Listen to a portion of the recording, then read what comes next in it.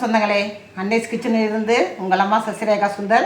இன்றைக்கி நம்ம கிச்சனில் பார்த்தீங்கன்னாக்கா டிஃபன் சாம்பார் தான் செஞ்சு காட்ட போகிறேன். இது இட்லி தோசை எதுக்கு வேணால் நம்ம தொட்டு சாப்பிட்லாம். அதுக்கு என்னென்ன பொருள்லாம் வச்சுருக்கேன் பார்க்கலாம் வாங்க.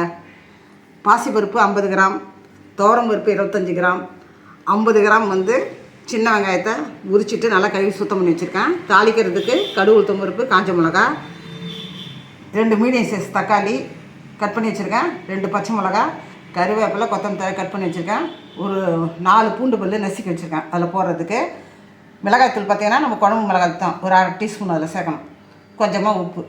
இதான் மொத்த பொருள். இப்போ நம்ம குக்கரில் வச்சு வேக வச்சு எடுத்துன்னு வந்துடலாம். இந்த பாசிப்பருப்பு, துவரம்பருப்பு இதெல்லாம் நல்லா கழுவிட்டு குக்கரில் வச்சு ஒரு 3 விசில் கொடுத்து எடுத்துன்னு வந்துடுறேன். நான்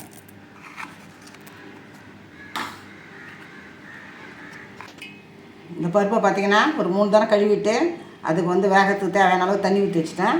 அதில் கொஞ்சமாக நம்ம மஞ்சத்தூள் போட்டுக்கணும். பருப்பு வேகும்போதே நம்ம மஞ்சத்தூள் போட்டால் மஞ்சத்தூள் வாசனை இல்லாத இருக்கும், குழம்புல அந்த ஸ்மெல் இல்லாத இருக்கும். இந்த வெங்காயத்தை இதில் ஆட் பண்ணிக்கலாம். குக்கரில் வச்சு ஒரு 3 விசில் வச்சு எடுத்துன்னு வந்துடுறேன்.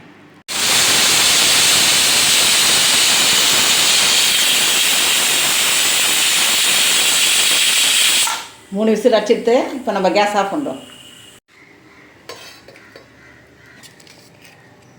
பருப்பு நல்லா வெந்துட்டு குக்கர்லேருந்து நம்ம எடுத்துட்டோம்.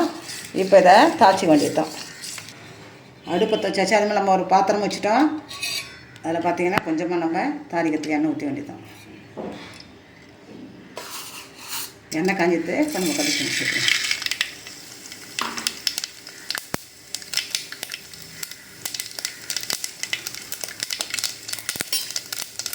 கூடவே காஞ்ச மிளகாய் போட்டு வச்சுட்டோம்.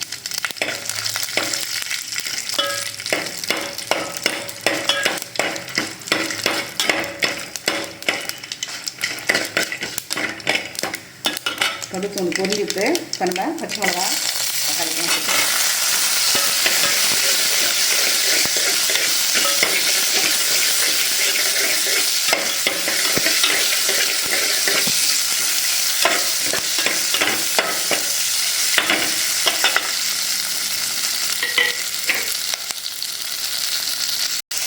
கொஞ்சமாக பெருங்காயத்தூள் ஆட் பண்ணிக்கலாம். இது கூட பார்த்திங்கன்னா பூண்டை போட்டு ஒரு வதக்க அடிக்கிட்டேன். நசுக்கி வச்சுருக்கேன். இந்த 4 பூண்டு பள்ளியாக ஒரு வதக்க.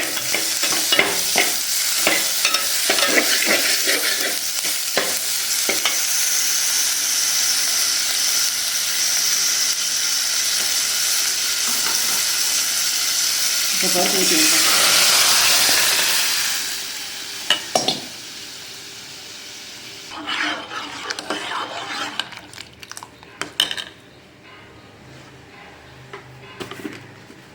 இப்போ இது கூட பார்த்தீங்கன்னா ஒரு குழம்பு மிளகாத்தூள் ஒரு 1/2 ஸ்பூன் நம்ம ஆட் பண்ணிக்கலாம். அது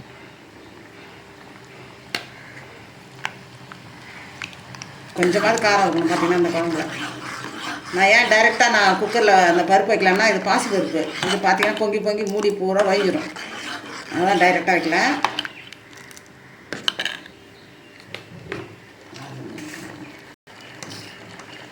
தேவையான அளவுக்கு உப்பு சேர்த்துலாம்.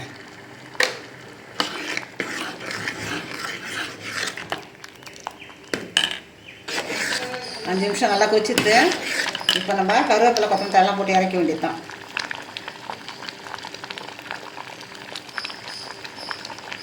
நம்ம அன்னைஸ் கிச்சனில் பார்த்தீங்கன்னாக்கா சூப்பராக இன்றைக்கி இட்லி, தோசை, சப்பாத்தி எதுக்கு வேணால் தொட்டுக்கலாம். அந்த சாம்பாரை டிஃபன் சாம்பார் ரெடி ஆகிடுச்சு. இப்போ நான் இந்த இட்லிக்கு ஊற்றி காட்டுறேன். நீங்கள் எவ்வளோ வேணால் ஊற்றி தாராளமாக சாப்பிட்லாம். பாசிப்பருப்பு உடம்புக்கு அவ்வளோ ஆரோக்கியம். கொஞ்சமாக துவரம்பருப்பு சேர்த்ததால் அதனுடைய டேஸ்ட்டே பார்த்திங்கன்னா அலாதியாக இருக்கும், சூப்பராக இருக்கும். பார்த்திங்கன்னா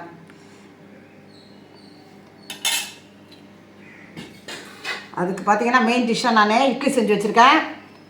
இது ரொம்ப ஈஸியானது ரெசிபி தான். இது பார்த்திங்கன்னா இந்த சாம்பார் செஞ்சு பார்த்தா எனக்கு கமெண்ட்ஸில் சொல்லுங்கள். லைக் பண்ணுங்கள், ஷேர் பண்ணுங்கள், கமெண்ட் பண்ணுங்கள். மறக்காமல் என்னுடைய அன்னைஸ் கிச்சனுக்கு சப்ஸ்கிரைப் பண்ணுங்கள். தேங்க்யூ.